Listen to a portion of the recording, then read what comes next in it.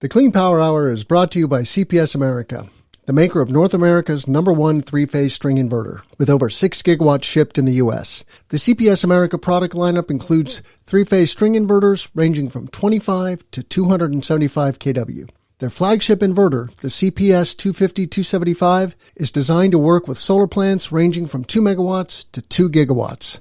The 250-275 pairs well with CPS America's exceptional data communication, controls, and energy storage solutions. Go to chintpowersystems.com to find out more. If you're asking me why do utilities want to change net metering rules, I won't feign to be an expert in what their motivation is or exactly what the limits are in a NEM system, but I tend to view NEM, and Jay, jump in here at any time, I tend to view NEM as an initial program for catalyzing interest in renewables. That's the way it worked out here, the industry. Yeah. Are you speeding the energy transition? Here at the Clean Power Hour, our hosts Tim Montague and John Weaver bring you the best in solar, batteries, and clean technologies every week. Want to go deeper into decarbonization? We do too. We're here to help you understand and command the commercial, residential, and utility solar, wind, and storage industries. So let's get to it. Together we can speed the energy transition. Today on the Clean Power Hour, the Hawaiian solar market. My guest today is Josh Porter and Jay Verkaart, the co-hosts of the SolarCoaster, another podcast about the clean economy. And we're going to geek out on what's going on in Hawaii. There's an upcoming event. RE Plus Hawaii is happening January 22nd. And, I like to remind my listeners that if you want to see into the future, you just need to go to certain places on Earth where solar is a thing for longer. And those places are Northern Europe, China, and Hawaii and California. So it's a real treat to have you guys on the show. Welcome. And please, for my listeners, just introduce yourselves and your show and how you guys got so into solar. Awesome. Thanks so much for having us on the Clean Power Hour. I've been following you over the years, and we love your show and love seeing what's the commercial solar guy's name? I love this guy. He's John Weaver. John Weaver on, he's a buddy from the early days. So, hey, everybody on Clean Power Hour. My name is Josh Porter of the SolarCoaster. In an earlier life, I was a solar installer here on the island of Maui. I owned a small solar installation business. And one of my early clients was this guy, Jason Verkaart. Yeah, I played the client side. How did it start? We wanted a way to just reach more people. It was always the same conversations over the kitchen table every single time. And so the idea was go once on radio, tell everybody. And that was my job, is to play the client. We've since got a little deeper than that. Yeah, we got in the weeds over the years. That was many years ago. And we actually, we started that as an AM, the SolarCoaster that is, as an AM FM radio show here on the island of Maui. You could hear it in Big Island and Lanai and Molokai. You could tune in to about 4 different stations, and we did it every week for an hour for about 3.5 years. Yeah. We started off with the idea of doing it for 13 shows or something. Then it expanded very quickly, and it was a great experience. And then from there, we were able to meet people in the clean energy industry across the country, primarily at all the trade shows we were going to, and bringing that content back to the AM/FM show. So that's kind of a brief intro about the SolarCoaster here in Maui. Cool. And give us a high level overview of the Hawaiian solar market. Most of us here in the continental US know that Hawaii has a lot of solar and that batteries are a real thing. And that's about it. Occasionally someone will know that there's non-injection rules if you really want to get sort of technical. But what's going on in the solar market there, and where is it going? Gotcha. Well, Jay, I may start off. When we think about Hawaii is the first state to have 100% clean energy mandate, right? And that came about quite a while ago, and that had a lot to do with Hank Rogers had a big hand in that, and a lot of the local clean energy advocate politicians had a hand in that. And so Hawaii kind of set the stage for putting that line in the sand and saying, by this date, we're going to have 100% clean energy. And so that was quite a while ago. And since then, we've seen a kind of brush fire, so to speak, of other states following suit and creating clean energy mandates over the last decade. And so now that's kind of the thing to do in a sense, right? It only took one to say, hey, we're going to draw this line in the sand, and then everybody else started to follow suit. But I think it's simpler than that for Hawaii. When you think about it, we have a lot of sun. We also import the majority of our energy, oil, bunker fuel. It's not cheap to do this thing, and their current kilowatt hour price is about 43-ish. Yeah, 43 cents for residential. I think for G it's higher, up in the high 40s. Yeah, so but those two things, we have a lot of abundant solar actual energy coming down, and we have super high energy rates. So those two things coupled together make it very, very easy to pencil out a system, make it pay for itself. It's absolutely worthwhile. So that's the reason why the market is the way it is. Yeah, I mean, the cost of energy was the real driver of it in the beginning, in the net energy metering days.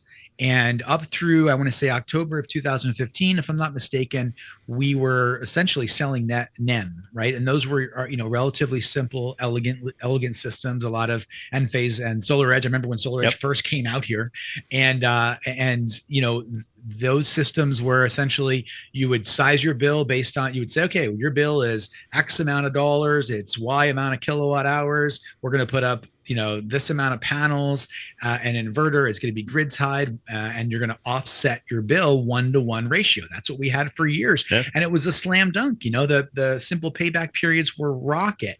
And I saw the costs come down from the early days. And we're talking about in the 2010, 2011 period when I started the business, all the way up through the 2018, 19, when I had ultimately sold my remaining interest in the business. And, that we saw the cost of install of those grid tied systems come down. But then, of course, around 2015, and we're talking about residential right now, by the way, in 2015, I believe that was when we started to have the battery requirement, right? Or at that point, we started just prior to the Tesla Powerwall coming out, they made this kind of rules where, okay, you can put in a self-supply system or a grid supply. So all these different tariffs came out, non-NEM tariffs, essentially. Mm-hmm. And from that point forward, it grew. And now we're at a place where, on the residential side, at least, you're looking at 80-90% battery attachment rates. And so it's very common to have a battery system here. And of course, that affords us the ability to handle our own power during outages. But also, you're starting to look at grid interactive systems, so incentives to provide grid services, virtual power planting. There's all kinds of neat stuff going on in smart systems here in Hawaii, and I'm sure we'll dig into some of that. Cool. And you mentioned Hank Rogers, Blue Planet, who's a well-known figure in clean tech.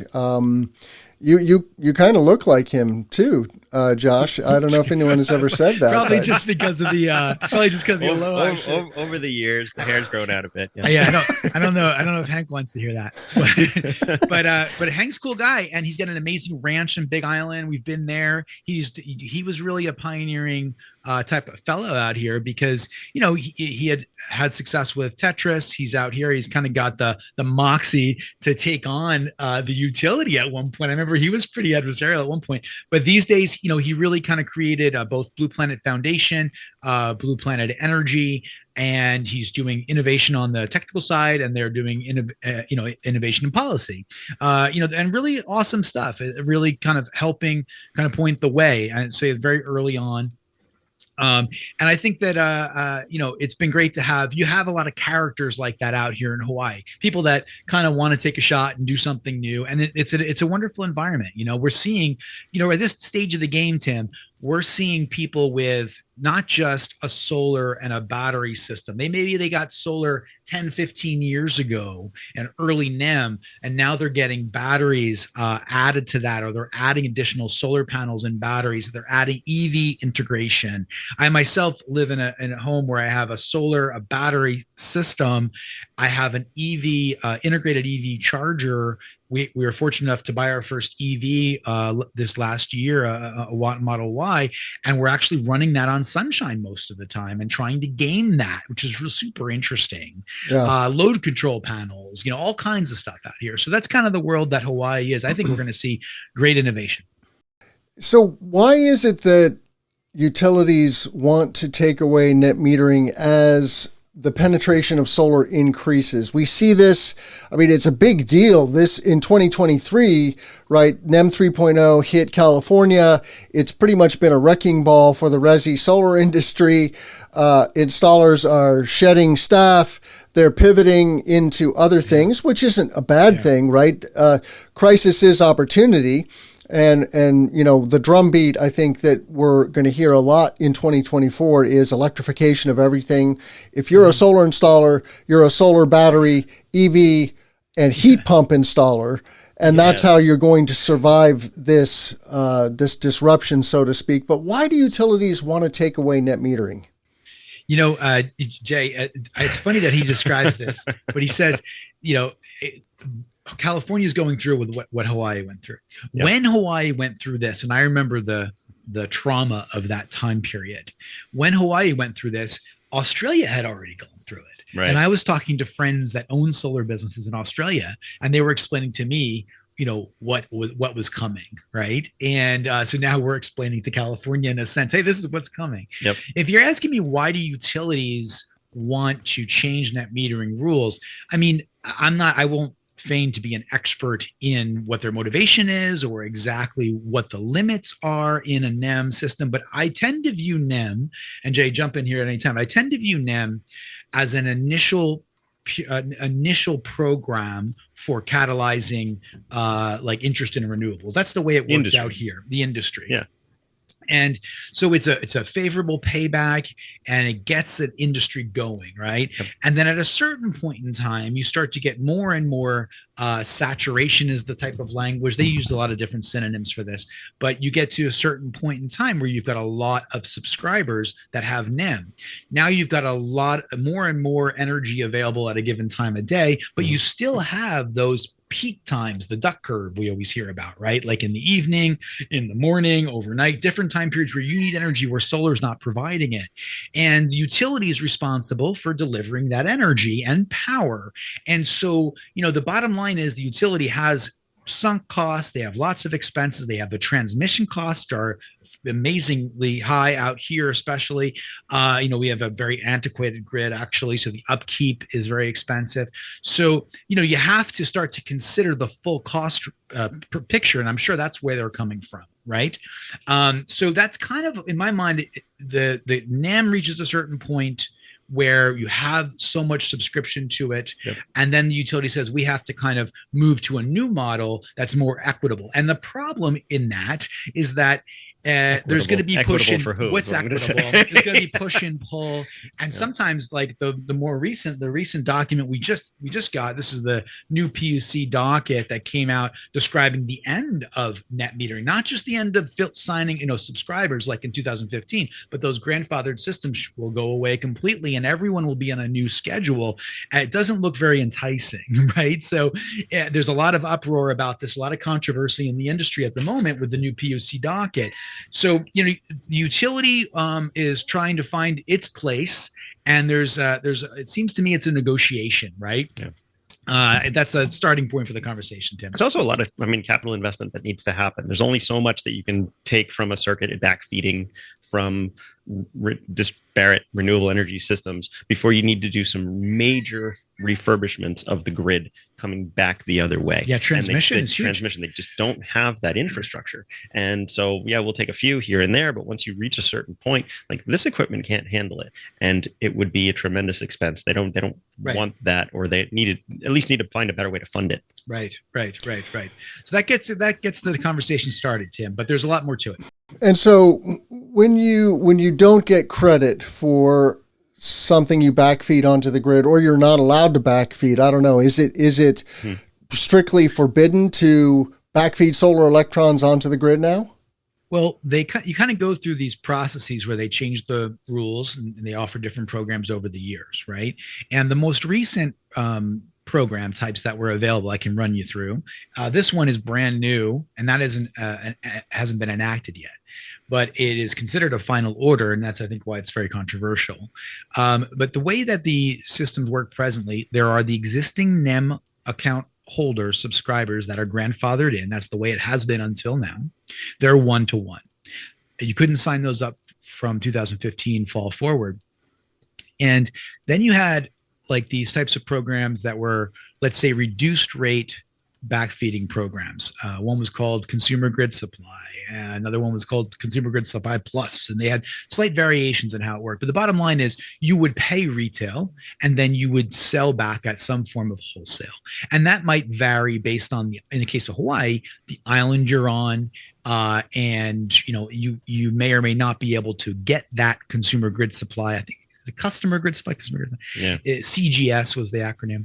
Now that's let's say you have NEM, which is kind of the holy grail. Oh, we love NEM. Then you had CGS, which is kind of like a slightly less valuable version of NEM with various contractual rules. And then you had what was called self-supply. And self-supply is you don't get credit. Technically, you can backfeed to a certain amount because the systems will do that, right? But you're not going to get credited for that. And I happen to be on a self-supply system. Jay over here, Mr. Lucky, is on a NEM system. He's grandfathered in until for another month or two. another month or two. So he would get the full retail exchange 1-to-1. Right. I basically just try to mitigate what I buy from the grid, that 43 cents a kilowatt hour. I don't backfeed at all. I store. And what's interesting, this is the conversation that I've been having a lot lately, and people kind of usually give me a big question mark when they look at me. But I'm thinking about, my system is actually oversized. And so I'm looking for useful work to do during the daylight hours. So I'll schedule small stuff, schedule my washing machine, schedule my dishwasher. There wasn't a requirement in the NEM world, right? But on a self-supply world, it makes sense because those electrons are free. Otherwise, we'll be curtailed. But the big things, and this is the load stacking game that Josh was always talking about, is like the hot tub. I'll throw my hot tub on around 10 because my battery's already charged up, right? My daily energy arbitrage battery's already charged up. And if my wife isn't home trying to charge the Tesla, I'll go out there, and I really should have a timer, or I should have it on the digital, and that's where it'll go next. I'll get the hot tub going. I can throw all of my system into that for 2 or 3 hours to get it to the 104 before I turn it off. Once that's done, if I turn everything off, I'm curtailing again. So what does Josh do? Josh walks out and turns on the sauna, heats that guy up, right? So there's a bunch of thermal batteries. Yeah. So this is the game that I'm playing, but that should get more sophisticated in the future, and you should be able to basically do useful work. That's the way I look at it. But that's kind of the world we're living in self-supply. It's about managing your own consumption. Yeah, you supply yourself. That's supply it. yourself. Yeah. And you try to mitigate what you buy from the grid because it's pricey. Does that help answer that question a little bit? Yeah, it does. And I love batteries, right? Like, everybody wants a battery once they start to understand the value stack of batteries, right? It's resilience, it's potentially grid services. You can monetize batteries, you can do virtual power plants, all kinds of fancy things, right? But the CapEx is bigger. So, for a consumer, right, a $25,000 solar system is now a $75,000 solar and battery system. And that's great if you can afford that, but it's also a heavy load if you're middle income. So I'm curious, like, how do Hawaiians perceive the solar industry, writ large? I mean, look, I think that when we think about the perception that the community has towards solar, it tends to be very favorable. It tends to be, and that's the way I see it. I've never really heard anyone say anything negative. No, we have other issues with our utility. Yeah. Anyway. So the solar industry is seen as far as I can tell, my personal opinion on this is that this is an opportunity to create some freedom for me, for my family, to relieve some of the costs of electricity, which are one of the only, you can only really manage. We live in a state that is generally considered to be the most expensive state in the country. And that there's a lot of reasons for that. We have an affordable housing crisis. We have a whole series of issues related to the expense of living here. The majority of everything is imported. It's imported. Yeah.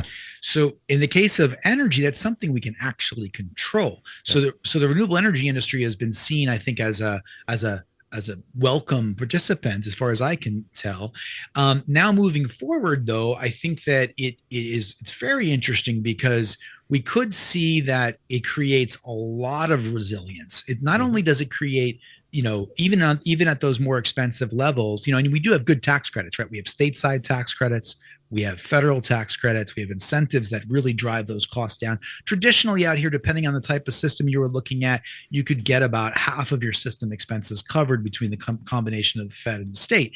And so you had your net cost, and that net cost, and if we were to use your example, like maybe it used to be a $25,000 system and then it became a $75,000 system or whatever, you might be at a $35,000 net for that system, just as a rough, talking point. It could be more or less, but that seems to be consistent with what I've seen for these systems these days.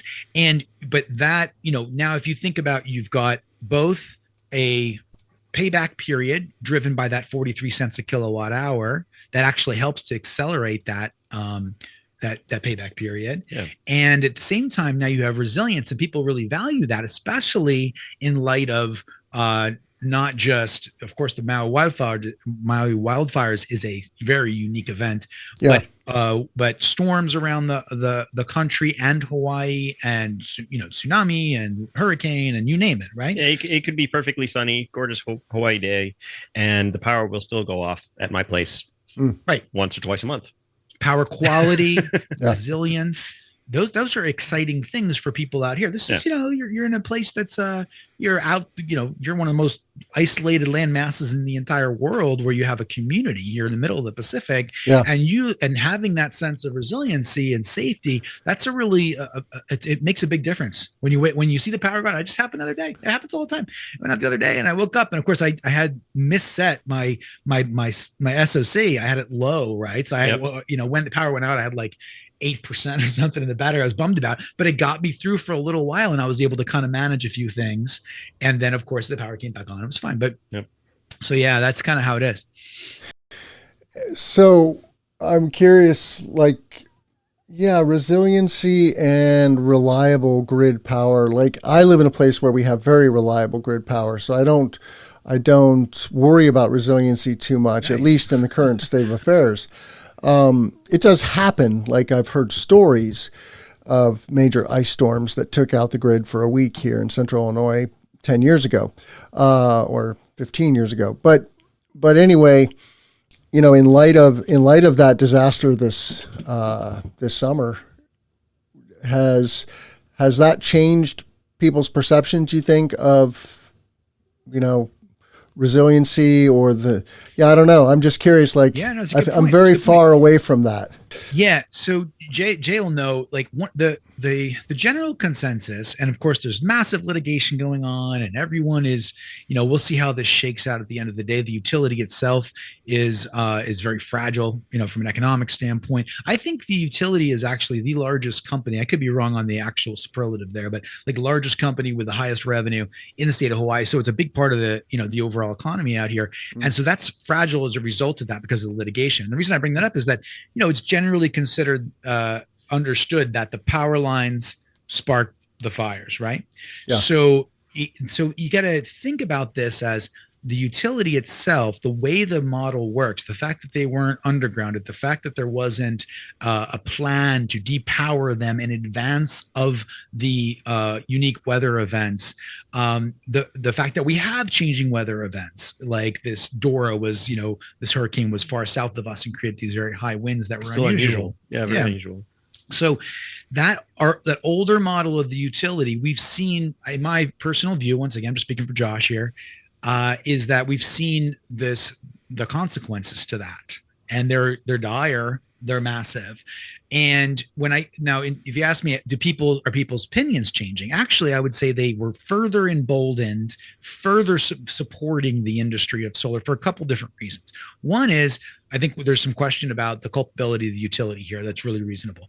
Two is, we saw the emergency response being really championed by the industry. So there's an organization called the Footprint Project, and a lot of the local installers and the local suppliers got together, manufacturers, and in that window of time, before the let's say FEMA and the feds and the state and the county could get their kind of act together to really provide the support necessary, the renewable energy industry was right there with sleds of carbon monoxide free power with Tesla Powerwalls right there on site helping. It was a really remarkable thing to see the response to that, right? So I think you had that happening. Another thing, Jay, if I may, just as a unique thing to think about, this is really the first, I read this is not my words, this is the first time that a fire like this has happened where we've had so many electric vehicles in that fire and batteries, solar batteries in that fire. Mm-hmm. So no one suggested that contributed to the problems, but it's something worth thinking about. This is the first time that we actually have that case study of, because a lot of people had solar battery systems, a lot of people had electric vehicles, and that was part of this tragedy, right? So I think though that the bottom line here is that people are rethinking the role of the grid a little bit, maybe not in a very less super crazy, super technical way, but they're saying, is this the best way for us to get power? Right. And then because of what happened, and then at the same time, I think they're saying, wow, the renewable energy industry did a great job of helping the disaster, and then how can we do it better forward, I think is really the big question. So when we start thinking about rebuilding, there were no plans for the rollouts of charging stations and energy stations going out there. It was just what they were able to put together, and it was unbelievably fast. If there were actually planned responses, it would have been even better.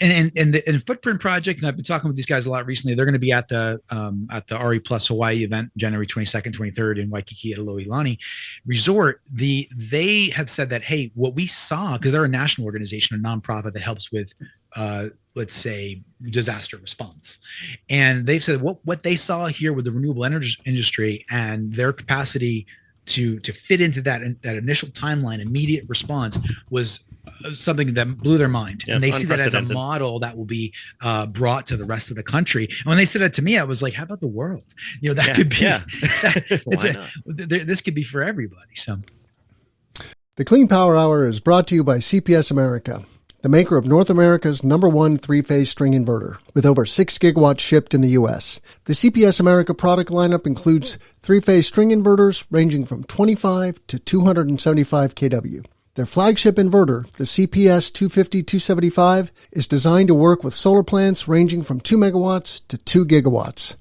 The 250-275 pairs well with CPS America's exceptional data communication, controls, and energy storage solutions.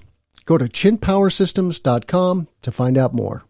Cool. Well, let's talk about RE Plus Hawaii. RE Plus has started this whole host of regional events, and now they're coming to Hawaii. Why are they coming to Hawaii of all places? of all places. I'm a little puffed up. This is something the SolarCoaster has been working for literally years, trying to get one of the regional shows to finally be here. We've had the Hawaii Energy Conference for many years. Doug McLeod running that event, and it's always been fantastic. But this is just one more step in getting national recognition. It's great. RE Plus, they've done grown amazingly over the last couple of years. And especially considering the kind of hiccup periods of the pandemic and trade shows trying to survive during that period. And then this last show in where the heck were we? Vegas. And next year's show is in Anaheim. Talk about the big RE Pluses. And they transitioned that name from SPI to RE Plus because there's so many components to the clean energy revolution now, right? It's not just solar. And when you think about Hawaii's kind of an environment where there's a lot that can be garnered and learned, right? So you touched on it right away, Tim, in the beginning of the show.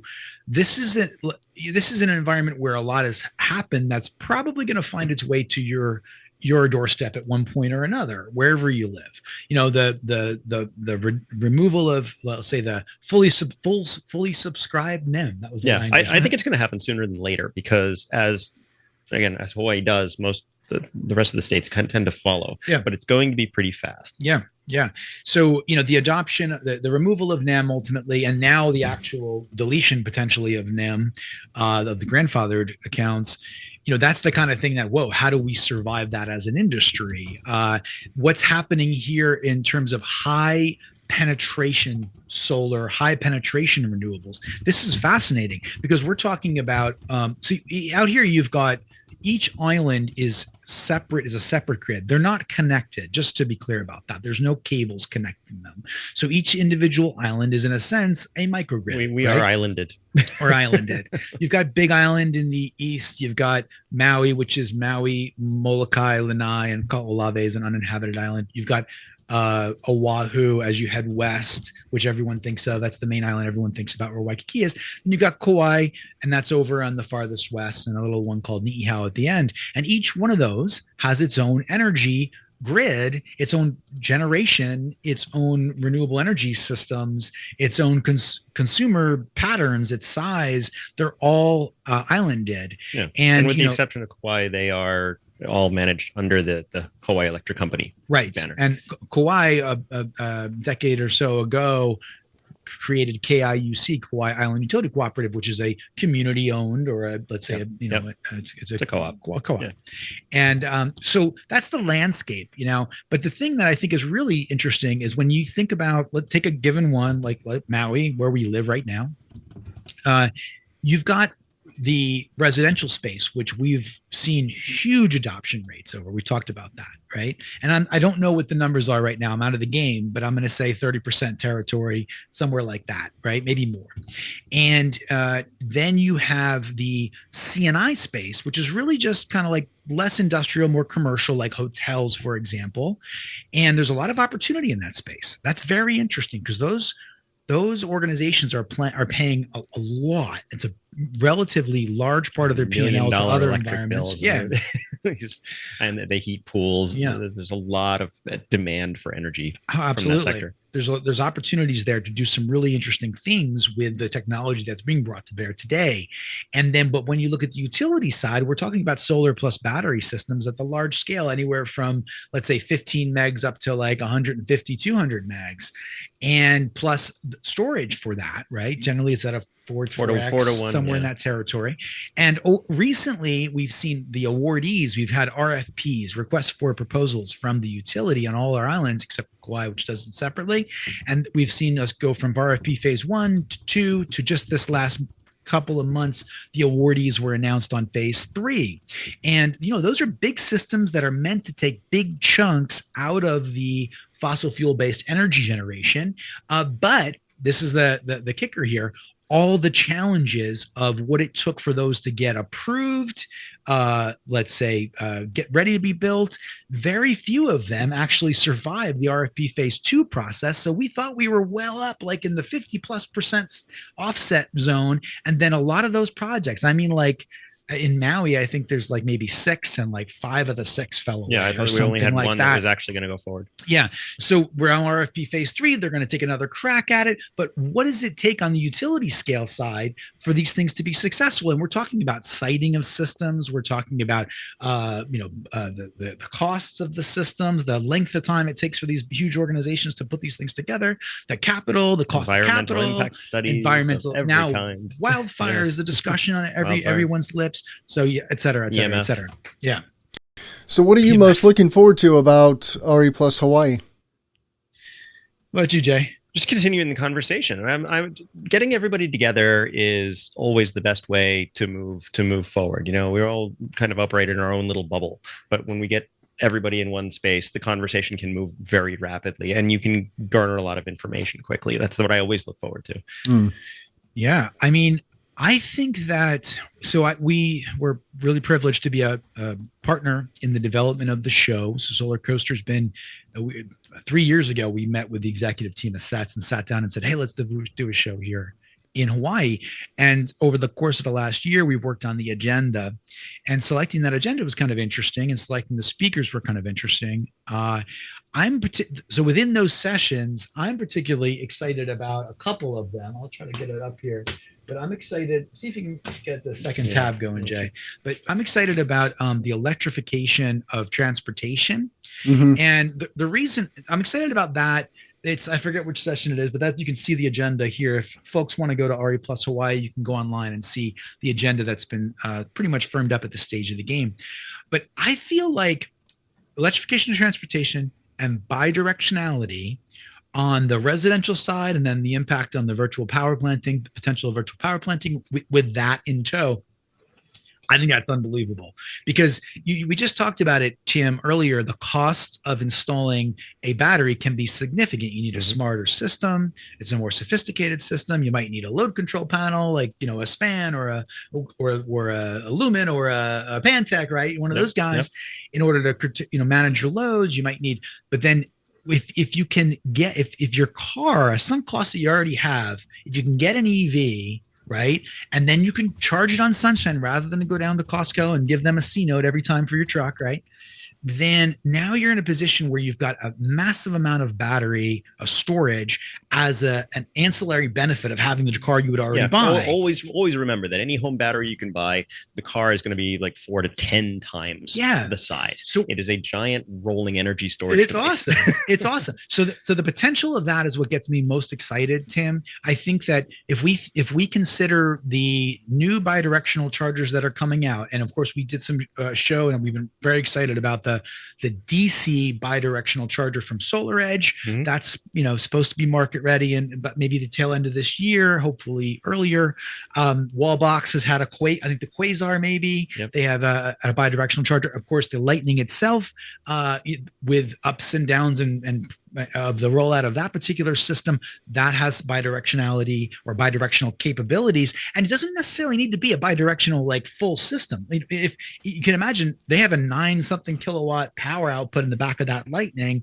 If my wife were to go drive to work, come back at the end of the day, rather than buying at peak rates in the evening once our battery is exhausted, I might just take the Lightning and plug it into the house and charge her car, right? So it's a type of arbitrage, type of bidirectionality, right? Sure. Again, it's just moving energy from one place to the other. But I mean, what was I going to say? I think on while you figure that out, I think that the bidirectionality to me is one of the most exciting things, because that unlocks the power of the solar plus battery load control system that really puts, I'm going to use the pun, I came out of my mouth at Vegas, that puts the homeowner in the driver's seat, right? There's your pun. Because now with the driver's seat in the language, in the relationship, I should say, between the utility and the homeowner. Once they've got all that storage, we already have excess electrons. It's PV is pretty cheap to put up, right? Yep. But once we have abundant storage, now we can kind of say, hey man, I can do it pretty much whatever I want. Yeah, that's something else that plays in. We talked about electric rates here being very high, abundance of electrons coming down from the sun. The island is also 28 miles wide. So there's not a tremendous amount of range anxiety. We also have a lot of verticality, right. So that exists. But I mean, being able to dip into these batteries as the batteries get larger, I mean, if we see sulfur technology batteries pop up this year, would be phenomenal. It's unlikely, but I'm still got fingers crossed. All of a sudden everything gets double range. You don't need that range, but you do want the storage. Yeah, it's very exciting. So bidirectionality is what I'm personally most excited about, Tim. I think, though, that we'll probably see a little bit of a discussion on virtual power planting, which is very interesting, especially in light of how challenging it's been to get these utility scale systems successfully built. If we can aggregate, let's say, the generation and then especially the storage of all of the systems that are out there in the Resi and the CNI space, then maybe we can get there, further down the road with that in the virtual power planting world. There's going to be new stuff on community energy. We're starting to see some legs in community out here. We're actually behind the 8 ball, ironically, in community energy. That's done more across the country than it has here. You mean community, like community solar? Community solar, yes, sir. Yeah. Yep, exactly. Yeah, I mean, I'm very interested in bidirectional charging as well, and frankly, grid defection. And when you have a 60 kilowatt hour battery in your Model Y, or 120 kilowatt hour battery in your Cybertruck or Lightning, that's a significant amount of power, right? You could power a house for several days or more than a week with 120 kilowatt hours. But bidirectionality, I mean, on that point, it seems like for people in the know, the only question is, will the utility allow it? Like, technically, it's totally feasible. It's not rocket science, right?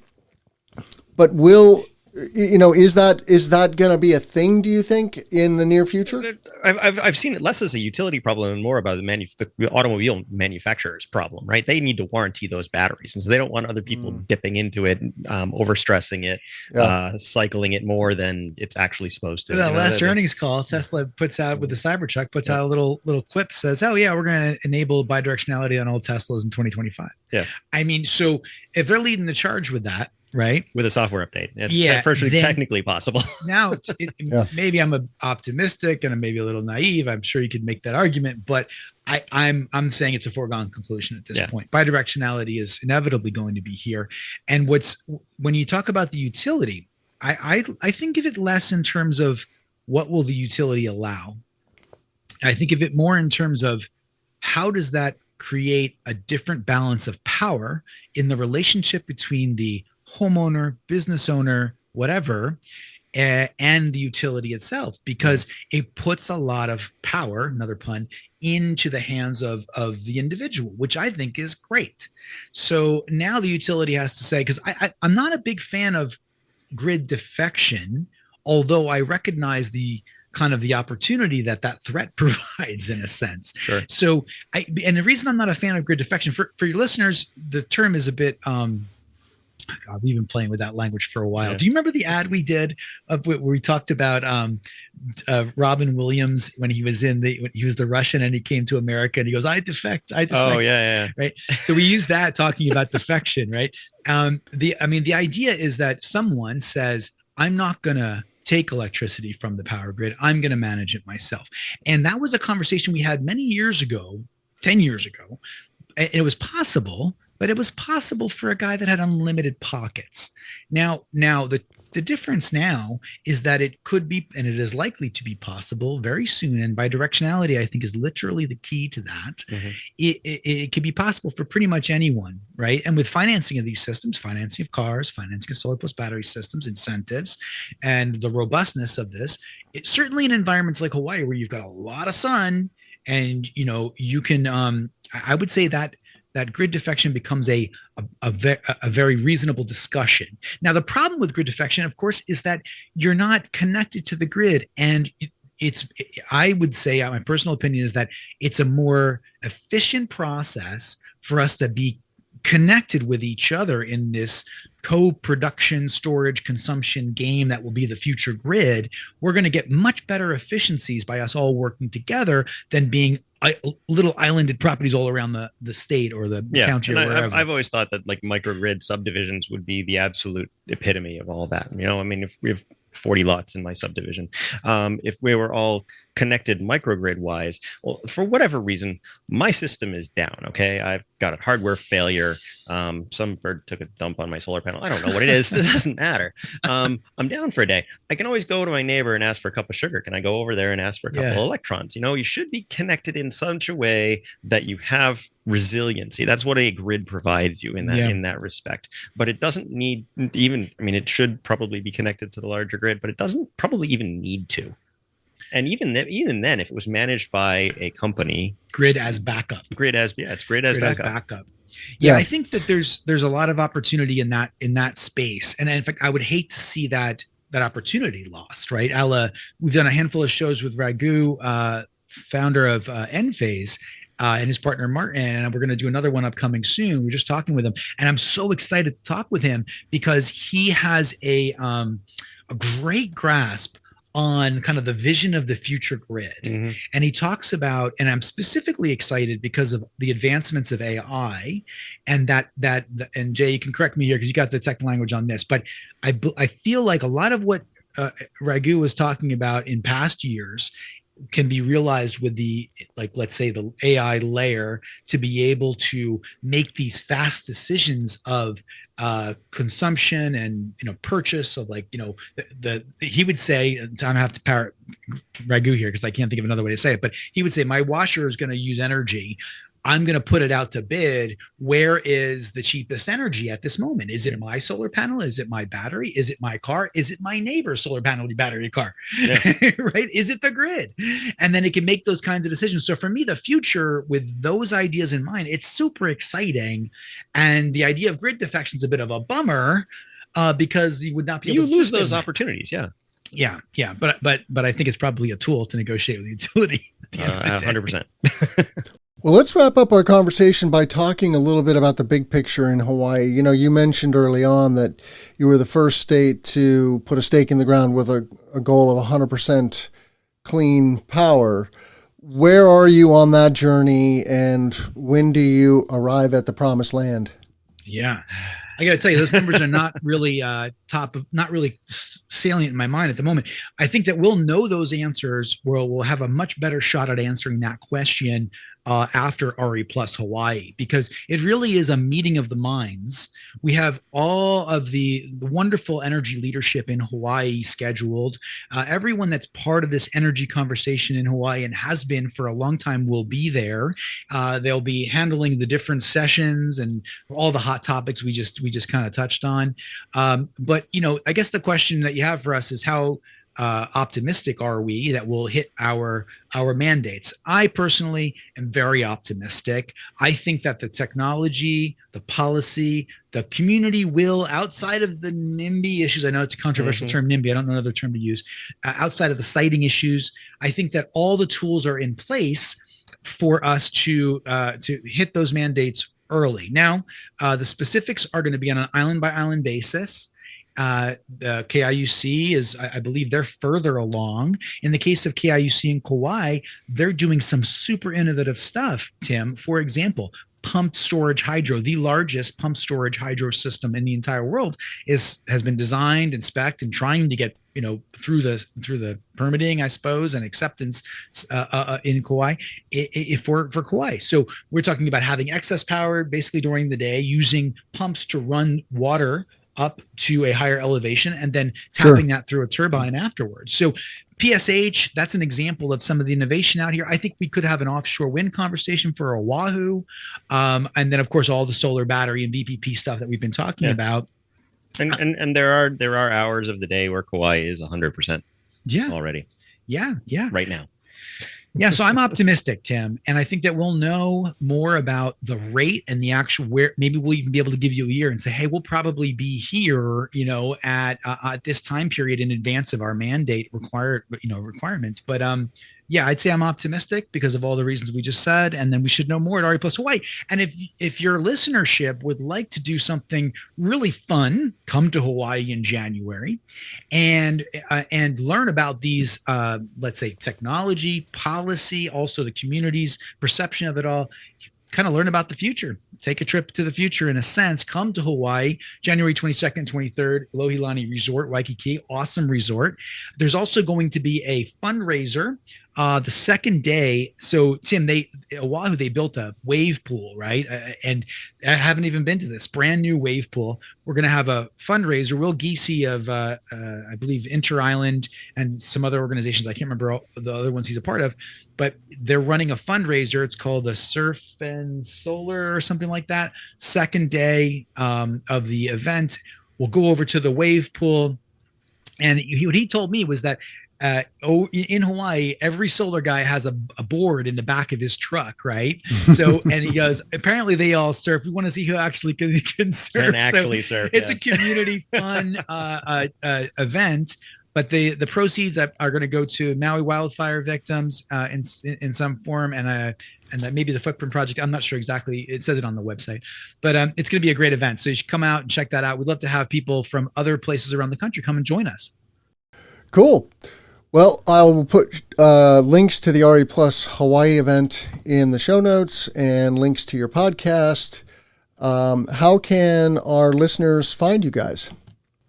So, we're on all major platforms, Spotify and all the rest of them pretty much. www.solar-coaster.com is our webpage.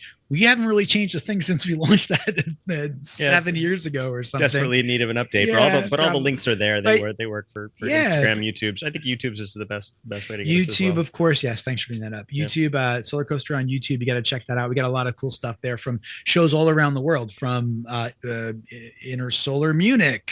We did shows in Cutty Hunk Island, from the inside of the ITER fusion reactor project. Yes, we did a show we've from been around the tube inside of the fusion and we will be reactor. Posting from RE Plus Hawaii as well. So check all that out, and then and please come and join us in Hawaii. Oh, and we have a discount code we can share with the listeners too. Okay, cool. We'll put that in the notes. Well, check out all of our content at cleanpowerhour.com. Give us a rating and a review on Apple and Spotify. That is one of the best things you can do to help others find the show. And please tell a friend about the show. We love to get more listeners, and reach out to me on LinkedIn or at cleanpowerhour.com. I want to thank Josh and Jay for coming on the show today and geeking out about Hawaiian solar. I'm Tim Montague. Let's grow solar and storage. Take care, guys. Very much appreciated. Thanks, guys. Aloha. Hey, listeners. This is Tim. I want to give a shout out to all of you. I do this for you twice a week.